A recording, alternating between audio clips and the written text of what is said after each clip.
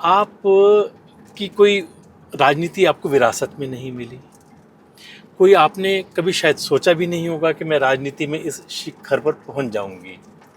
कैसा महसूस करती हैं जब आपने राजनीति में कदम रखा था, संघर्ष करते हुए विद्यार्थी परिषद के साथ आप जुड़ी, संघ के साथ जुड़ी, तो आपको कैसा लगता था कि कहाँ तक आपकी यात्रा चल पाएगी? कहाँ तक चल पाएगी, यात्रा क्या है, सफ़र क्या है, मंजिल क्या है, ऐसा कभी विचार मन में आया नहीं।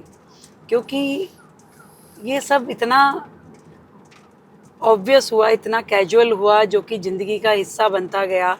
और कभी मंजिल के बारे में मैंने सोचा नहीं कि मुझे यहाँ जाना है या मेरा ये लक्ष्य है। ये ईश्वर ने मुझे जो मौका दिया समाज के साथ जुड़ने का, संगठन के साथ जुड़ के काम करने का, और कदम दर कदम मुझे ऐसे समय समय पे सफलता भी मिली और तकलीफ़ भी हुई, कभी असफलता भी मिली, पर मैं चलती चली गई। और ऐसा रहा कि बस सफ़र में चलते चले, जो मिल रहा है वो काम कर दो, जो दिख रहा है उसको समेट के चलते आगे बढ़ो। और उस दिशा में आगे पहुंच करके कभी इस राज्य की मुख्यमंत्री बन पाऊंगी या दिल्ली शहर की सेवा इस रूप में मिल पाएगी, ये मैंने नहीं सोचा था। मुझे ध्यान है रेखा जी, जब आप काउंसिलर नहीं भी थी तब भी आपका एक वो वार्षिक प्रोग्राम चलता था सुदामा के द्वार, जी, जिसमें आप केंद्रीय मंत्रियों को भी बुलाते थे और घर घर जाकर के किसी से कपड़े इकट्ठे किए, किसी के बर्तन इकट्ठे किए और जाकर के झुग्गी झोंपड़ी क्लस्टर्स में आप बांटते थे।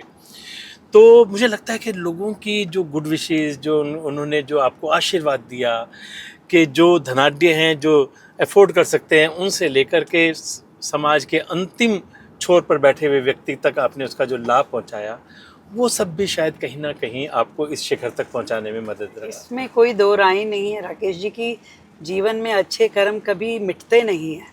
और मैंने कहा ना कि मेरा मंजिल पता नहीं, मुझे रास्ता पता नहीं, पर समाज के लिए कुछ कुछ करते हुए, सोचते हुए, जो मेरे मन में आया मुझे ये करना चाहिए, मैंने चलो सुदामा द्वार जिसकी आप बात कर रहे हैं, तो ऐसे ही समझ में है कि भी दो सोसाइटीज़, उनका आपस का इतना गैप, कोई इतना सामर्थ्यवान ईश्वर ने बना दिया और किसी के पास जेब में कुछ भी नहीं है, तो थोड़ा सा उससे सहायता लेके थोड़ा उस तक पहुंचा दूं, ये प्रोजेक्ट शुरू किया। सालों तक मैंने इस पे बहुत काम किया और समाज के साथ जुड़ के, तब मैं कुछ भी नहीं थी तब भी किया, फिर मैं निगम पार्षद हुई, मैं तब भी करती रही, फिर लगातार मतलब मैंने अपने लिए कोई ना कोई प्रोजेक्ट, कोई ना कोई काम समाज के हित के लिए तय करती गई, चलती चली गई और अपने आप रास्ता, सफ़र आगे बढ़ता गया। रेखा जी, 27 वर्ष का वनवास काटने के बाद बीजेपी दिल्ली में आई। लोगों की बहुत बड़ी अपेक्षाएं हैं, बहुत सारी आशाएं हैं, और पिछले जो केजरीवाल सरकार का पीरियड रहा उसमें तो लोगों ने देखा कि दिल्ली का विकास जैसे रुक सा गया। फ्री बीज के नाम पर हर चीज़, बिजली, पानी और बाकी सब सुविधाएं फ्री दे करके उन्होंने विकास को तो गड्ढे में डाल दिया और केवल अपने वोट बैंक के लिए उन्होंने काम किया। अब जो लोगों की आशाएं, अपेक्षाएं आपके साथ में हैं, कैसे पूरा करेंगे इनको? मैं मानती हूँ कि दिल्ली में बहुत सालों तक काम ना होने की वजह से एक निराशा सी हो गई। कई बार मैं देखती हूँ कि उनकी उम्मीदें इतनी श्रिंक हो गई है, इतनी सिकुड़ गई है कि बड़ी बड़ी उम्मीदें लगाना उन्होंने सरकारों से छोड़ ही दिया। वो छोटी छोटी चीज़ों पे आ गए। मेरे घर के आगे की नाली ठीक ठाक बन जाए, मेरे गली के गड्ढे भर जाएं, मेरा सीवर ओवरफ्लो ना हो, ऐसी छोटी इच्छाओं पे दिल्ली का एक आम नागरिक आ गया था। पर मैं समझती हूँ कि समय के साथ जैसा अब हमें मौका मिला है और हम प्रत्येक समस्या के जड़ में जा कर के उसके समाधान के लिए ना केवल काम कर रहे हैं, बल्कि उसका एक बेहतरीन तरीका जो हो सकता है, लेटेस्ट टेक्नोलॉजीज़ के साथ में दिल्ली की जनता को सुविधाएं मिले, बेटर फैसिलिटीज़ मिले, इंफ्रास्ट्रक्चर डेवलप हो, इन सब दिशाओं में हम लोग काम कर रहे हैं। बिल्कुल मिशन मोड पे सरकार चल रही है और स्वयं ज़मीन में खड़े होकर के एक एक योजना का क्रियान्वयन को चेक कर रहे हैं। मुझे लगता है कि समय के साथ दिल्ली उस घाव को भूल जाएगी और नए सवेरे की ओर देखेगी। रेखा जी, आपने जब चुनाव लड़ा तो आपने डबल इंजन की सरकार का बात की थी और आपको तो ट्रिपल इंजन की सरकार मिल गई। जैसे ही आपकी सरकार बनी, कॉरपोरेशन भी आपकी झोली में आ गई। तो अब तो पूरी तरह से दिल्ली आपके कंट्रोल में है और लोगों को बड़ी आशाएं हैं कि अब तो निश्चित रूप से विकास होगा। दिल्ली में इतनी सारी समस्याएं हैं, अगर हम एक एक करके बात करें तो सबसे पहले अगर हम पोल्यूशन को देखें तो दिल्ली गैस चैम्बर बनता जा रहा है। AQI जो दिल्ली का है, लोग मतलब जब कभी वो रेड में आ जाता है, कभी ऑरेंज में आ जाता है, बाहर निकलना मुश्किल हो जाता है, लोग बीमार होते हैं।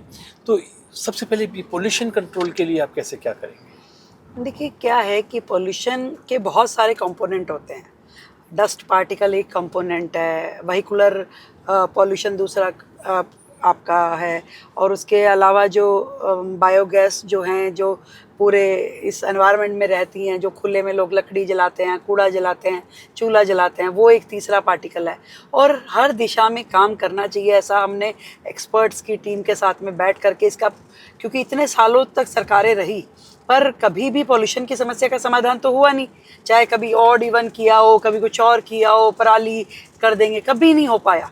आज भी वही समस्या खड़ी थी, पर पहली बार सरकार ने इस इनिशिएटिव को आगे पहुंचाया। इसकी डीप स्टडी में जाकर के जब हमने देखा कि सबसे बड़ा कारण तो आपका व्हीकुलर पॉल्यूशन है, तो हमने पूरा अपना जो पब्लिक ट्रांसपोर्ट है इसको ईवी पे लेकर के आने की योजना बनाई। और आज मुझे खुशी है कि दिल्ली में लगभग 2000 बसेस इलेक्ट्रिक व्हीकल के रूप में दिल्ली की जनता को हम समर्पित कर पाए, और इस साल के आखिरी तक और नए बेड़े हम जोड़ेंगे। और हमारी योजना ये है कि 2027 तक हम पूरी तरीके से अपनी पब्लिक ट्रांसपोर्टेशन को इलेक्ट्रिक पे लेकर के आएँ और जनता को भी प्राइवेट ट्रांसपोर्ट के लिए मोटिवेट करें कि वो लोग भी ईवी खरीदें। और इसी तरीके से मेट्रो का एक्सटेंशन जो है वो उसमें एक बड़ा इनपुट है। तो धीरे धीरे ट्रांसपोर्टेशन को सुदन करना, ग्रीन एनर्जीज पे लेके आना एक तरीका है जो हम कर रहे हैं। इसके अलावा जो डस्ट पार्टिकल है, पूरा का पूरा शहर जो है खुदा हुआ है, गड्ढों में है, धूल मिट्टी उड़ रही है, इसको सेटल करने के लिए हमने 1000 water sprinkler, anti smoke guns, उनकी तैनाती की तैयारी कर दी है, जो कि पूरे 12 महीने सड़कों पे रह करके इन डस्ट पार्टिकल्स पे काम करेंगे। जितनी शहर की हाई राइज बिल्डिंग है उनके ऊपर एंटी स्मोक गन लगाना हमने कंपलसरी किया। तो हर दिशा में हम लगे हैं और हमारी पूरी कोशिश है कि कैसे भी करके धीरे धीरे शहर का जो AQI है वो कम आए और इसमें हम बेहतरीन रिजल्ट दे सकें।